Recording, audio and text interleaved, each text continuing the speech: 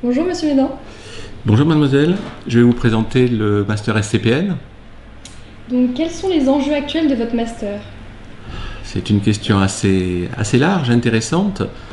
Tout d'abord, je dirais que d'après les dernières études qui paraissent assez régulièrement, on constate que les ingénieurs commerciaux et plus globalement tous les métiers de la vente sont actuellement très dynamiques. Et donc il y a beaucoup d'embauches dans ces métiers, ce qui évidemment pour le master SCPN est une bonne nouvelle. Ceci dit, il faut être attentif. Attentif au fait que le métier peut changer au fil des années. Et aujourd'hui, les recruteurs sont très sensibles à une certaine forme de polyvalence, au fait qu'on recherche plusieurs compétences à la fois. Et notamment, je dirais qu'il y en a 4 principales qui font l'objet d'une attention particulière. La première compétence qui est recherchée, c'est celle liée à la réglementation et aux aspects juridiques que les commerciaux doivent maîtriser. On voit beaucoup de lois en ce moment, la loi Elan dans le domaine de l'immobilier, la loi Egalim dans le domaine du commerce agricole et alimentaire, et les commerciaux aujourd'hui dans un grand nombre de secteurs sont obligés de connaître ces éléments. Ça, c'est le premier point. Le deuxième point, vous savez à quel point il y a une transformation digitale de la société. Eh bien, là encore, les jeunes étudiants doivent particulièrement être formés à cette transformation digitale. C'est une condition indispensable aujourd'hui. Le troisième point concerne le changement dans la vente. La vente est de plus en plus une vente complexe, c'est-à-dire une vente de solutions avec des interlocuteurs multiples et qui peut durer parfois des mois. Complexe n'est pas opposé à compliqué. Il peut y avoir toujours des ventes simples et à la fois compliquées. Donc c'est ce vocabulaire qui doit être maîtrisé, et la complexité de la vente est aujourd'hui de plus en plus fréquente. Le dernier point, qui ne concerne peut-être pas les jeunes qui sortent immédiatement, mais qui va les concerner très vite, c'est le fait aussi de maîtriser les techniques du management de la force de vente. Parce que très vite, c'est notre objectif en tout cas, les étudiants doivent encadrer une équipe et donc être capables de motiver et de dynamiser 20, 30, 40 collaborateurs. Ces 4 éléments, eh bien, moi je suis très heureux de voir qu'ils sont présents au sein du master et que les étudiants qui sortent du master maîtrisent ces 4 éléments. Quelle est la principale force de votre formation? Alors je dirais qu'il y en a une qui est pour moi essentielle, c'est en rapport avec ce que nous venons de dire, c'est de coller aux exigences du marché, c'est-à-dire de former des jeunes qui soient immédiatement capables de gérer les problèmes dans l'entreprise, et donc grâce notamment aux enseignants professionnels qui interviennent majoritairement, fortement au sein du master, eh bien, on connaît, les étudiants connaissent particulièrement bien les enjeux concrets qu'ils vont devoir gérer dans l'entreprise. La deuxième force, c'est que les enseignants titulaires, donc les maîtres de conférences ou les professeurs qui interviennent, sont des experts, sont des collègues très spécialisés dans leur domaine, qui font du conseil, qui écrivent des ouvrages, et donc qui connaissent particulièrement bien aussi les matières qu'ils enseignent. Ce ne sont pas au sens propre des professionnels extérieurs, mais ce sont des collègues qui ont une grande expérience, et ça c'est une force considérable. Pourriez-vous nous révéler vos secrets de pédagogue? Et non, ça c'est comme les grands cuisiniers, on ne révèle jamais ses secrets. En revanche, ma grande satisfaction, c'est d'avoir su créer un état d'esprit propre au master SCPN. Et je suis justement aidé dans cette tâche par mes collègues qui forment autour de moi un groupe très soudé et fidèle, avec parfois une ancienneté de 20 ans ou de 15 ans.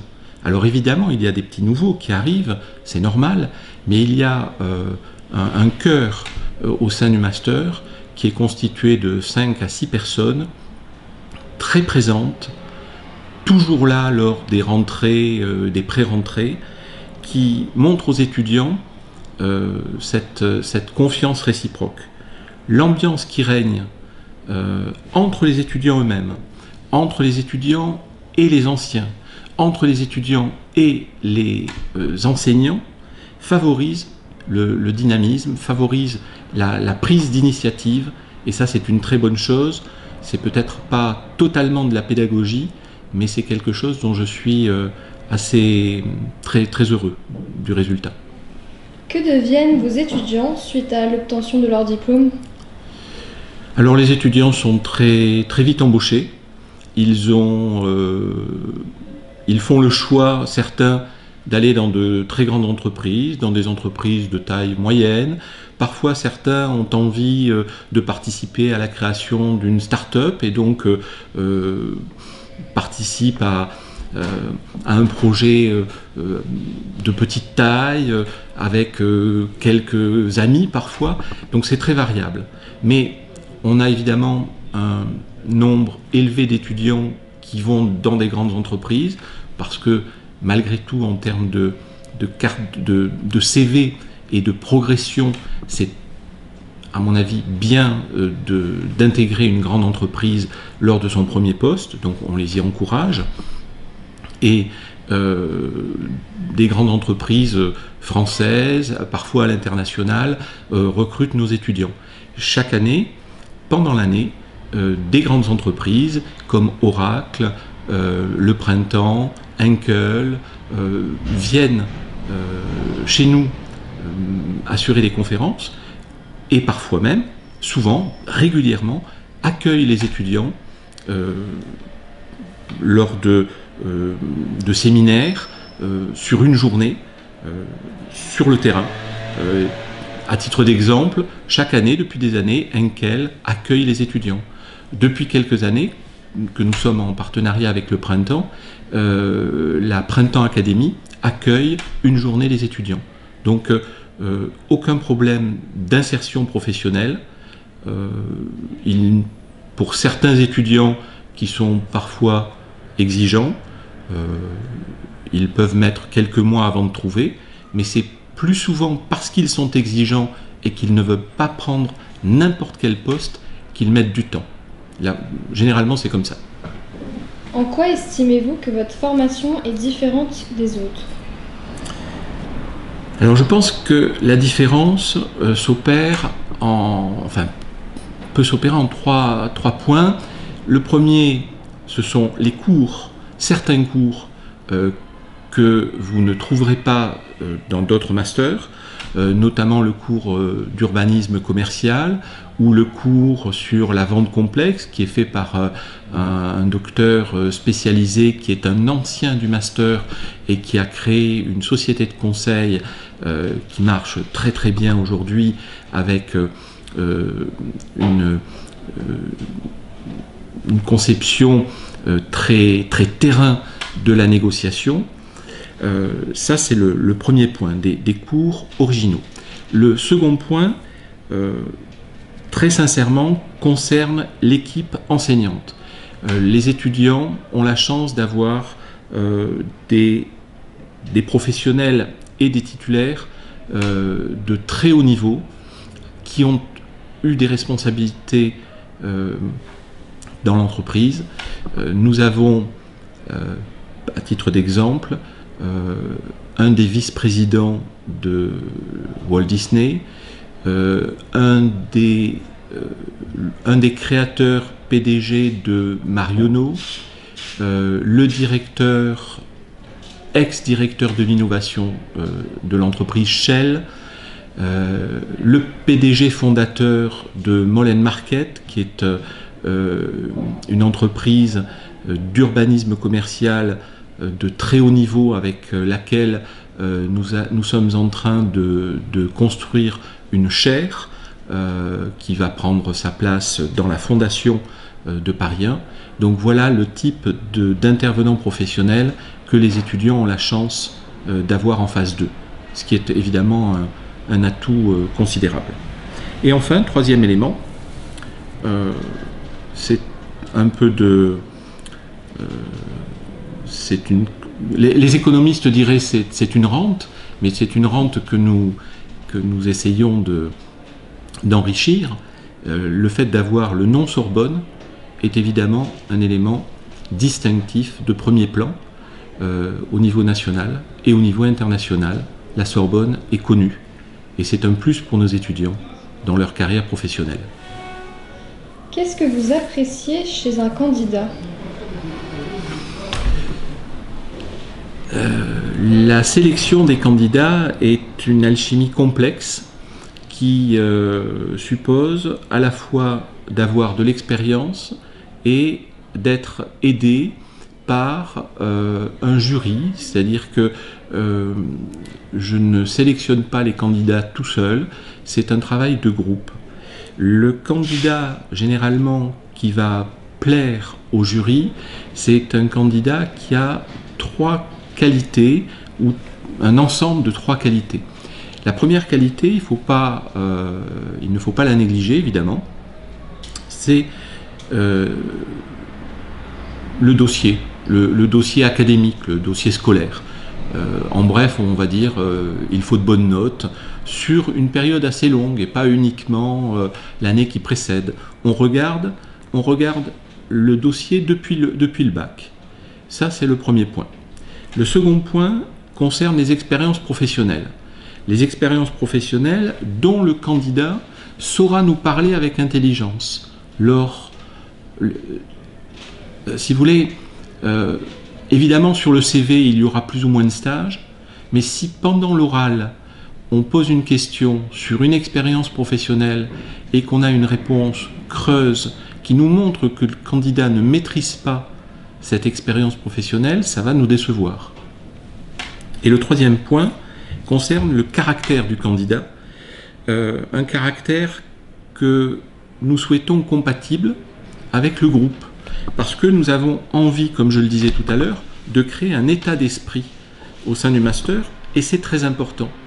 Donc nous cherchons des jeunes qui puissent être leaders, mais qui peuvent aussi se transformer en followers, et des followers qui peuvent se transformer en leaders.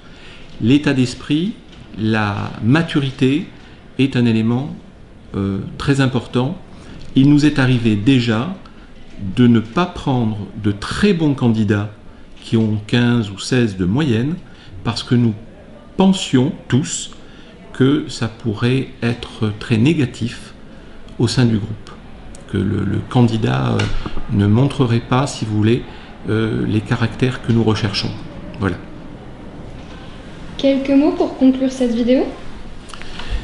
Alors, tout d'abord, avant d'oublier, je dirais que les étudiants de l'EM Sorbonne organisent un salon des masters, le master SCPN, j'y serai, le co-directeur y sera aussi, ma collègue, les anciens, des étudiants.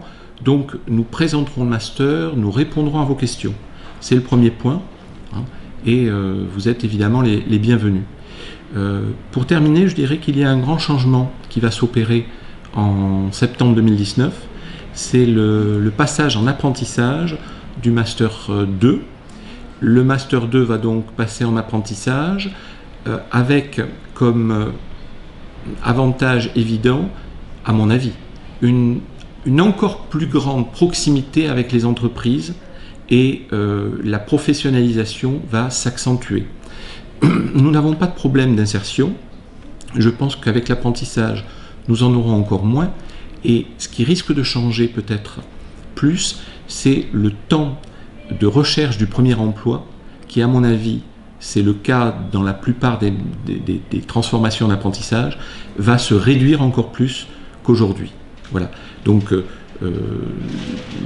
l'apprentissage est un avantage qui me semble tout à fait favorable au master, qui restera sur un format 2 jours à l'université, 3 jours en entreprise, format qui est testé par beaucoup de formations et qui a pas mal d'avantages. Tous les avantages non, mais aucun format n'a tous les avantages de toute façon. Voilà, j'espère vous retrouver lors du Salon des Masters ou répondre à vos questions par le biais du site internet du Master qui est géré par les étudiants. Je vous remercie.